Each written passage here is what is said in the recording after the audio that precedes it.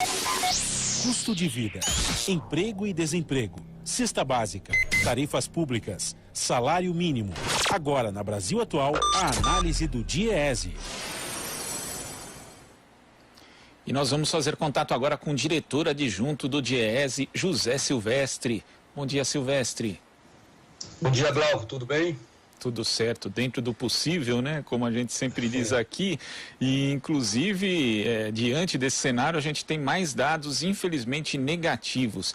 A Organização Internacional do Trabalho, a OIT, divulgou uma previsão de que o desemprego em 2021 na América Latina e no Caribe deve ultrapassar a taxa de 10%. O Panorama Laboral 2020 registrou um forte aumento na taxa de desemprego que deve subir de 8,1 para 10,6, segundo a organização. Como é que você vê essa previsão, Silvestre? Olha, Glauco, eu diria que não é surpresa, né?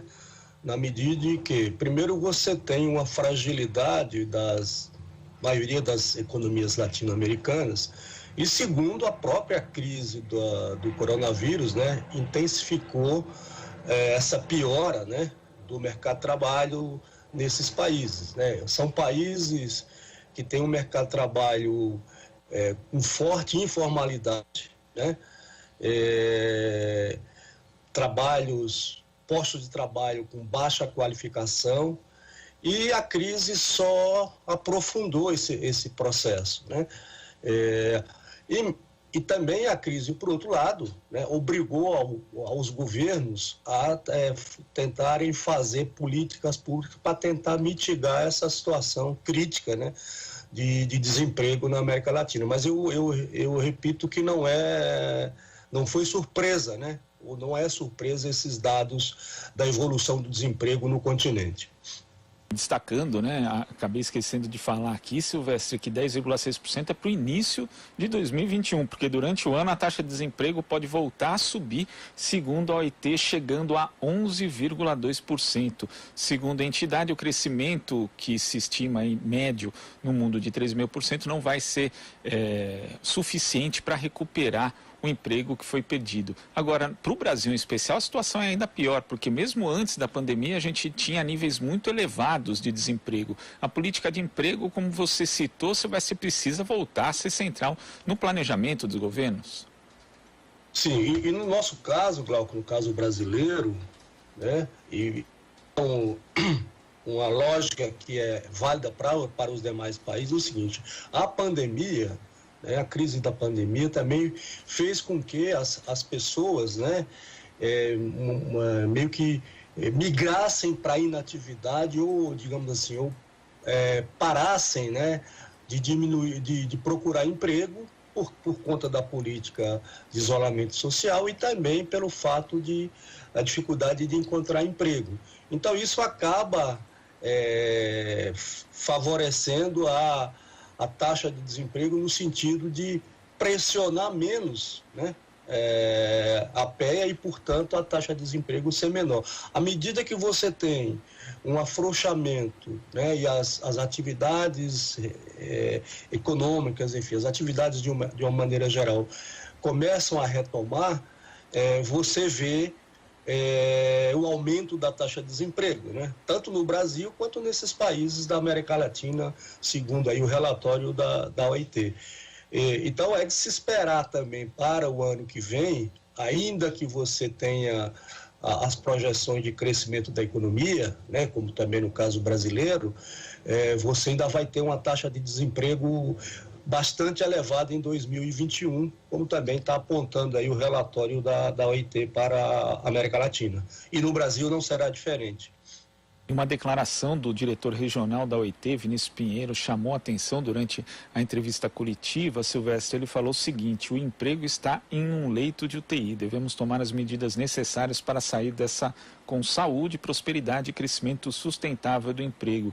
Mas a gente sabe justamente que, por conta das transformações no mundo do trabalho, certos empregos simplesmente não vão ser recuperados, mesmo que a economia volte a crescer num ritmo mais vigoroso. É necessário, nesse aspecto, discutir medidas como a implantação de uma renda básica, como alguns países já estão discutindo também aqui no Brasil, Silvestre?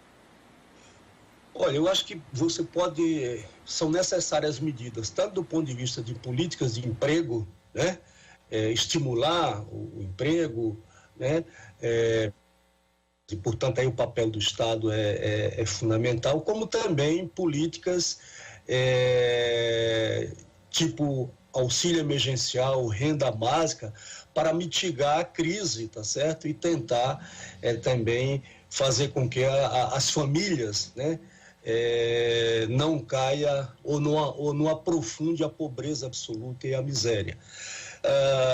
Então, acho que essas políticas são necessárias, e não apenas política, como alguns têm feito, políticas na área de formação, mas políticas de crédito, política de formação profissional importantes também, tudo políticas de crédito voltadas para estimular o emprego. E você tem razão, tem algumas ocupações que, em função do avanço da tecnologia, elas vão desaparecendo, né? E não vão voltar para o mercado de trabalho. Agora, Glauco, eu queria fazer um rápido parêntese para, complementando um pouco essa situação do desemprego, para dizer o seguinte: o Diese lançou ontem um boletim, um índice que a gente chama índice de condição do trabalho, que é a composição de 3 índices, que compõe 3 dimensões: é a dimensão da ocupação, a dimensão da inserção e a dimensão do rendimento. Essas 3 dimensões juntas, elas constituem um índice de condição do trabalho, e que seria mais ou menos o seguinte, quer dizer, esse índice, quanto mais próximo de seria melhor a situação do mercado de trabalho, e quanto mais próximo de 0, seria pior, né? O índice não estabelece uma condição ideal de trabalho, mas eu acho que isso é um dado interessante para a gente pensar e dizer o seguinte: no primeiro trimestre de 2017, esse índice da condição do trabalho equivalia a 0,47. Hoje está em 0,36, o último dado divulgado, que é o último trimestre da PNAD, né, o último trimestre de 2020.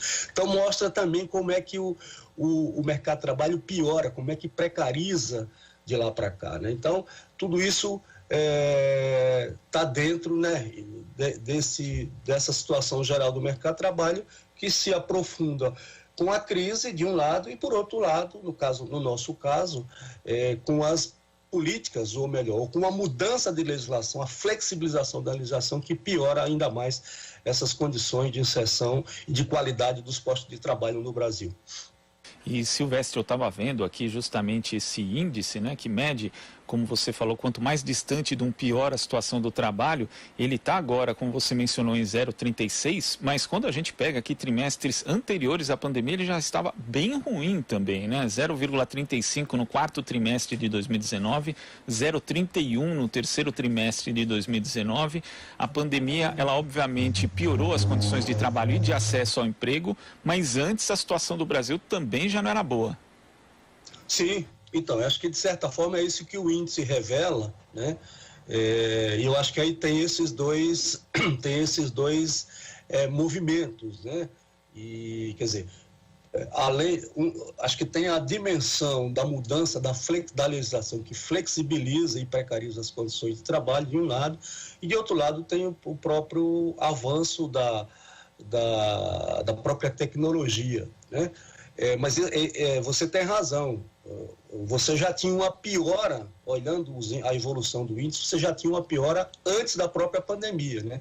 E a pandemia vem, em certa medida, aprofundar essa situação. Então, é uma situação de precariedade do mercado de trabalho que nós vamos enfrentar. De um lado, a evolução do desemprego, crescimento do desemprego, e outro, a piora, digamos assim, das condições da inserção no mercado de trabalho, tanto do ponto de vista de rendimento, né, das condições de ocupação e assim por diante.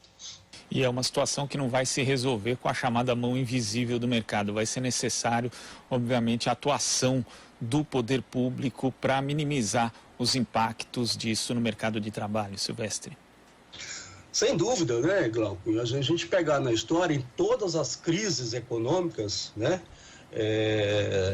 no século XX, no século XXI, todas as crises, para você ter uma mitigação e uma alternativa para que aponte a saída da crise, o Estado sempre teve um papel de destaque. Né? Não é o mercado que resolve as crises econômicas, as crises... É sempre o Estado, não é como os neoliberais, enfim, apregoam, não é o livre mercado, não é a mão invisível do mercado, é o Estado, né? E isso a história demonstra, né? E não será diferente com a saída, né, da crise. Acho que vamos torcer para que tenhamos a vacina o mais rápido possível. Isso certamente, quando a gente tiver a vacinação, isso tende a melhorar. A vacinação não vai ser de uma única vez, ou seja, nós não vamos, acredito que a imunização da população deve acontecer lá para final de 2021. Portanto, nos preparemos para enfrentarmos um ano muito difícil em 2021. É isso, Silvestre, muito obrigado pela sua participação aqui no Jornal Brasil Atual e até a próxima. Obrigado, Glauco. Um bom dia para você. Bom dia. Conversamos aqui com o diretor adjunto do DIEESE, José Silvestre.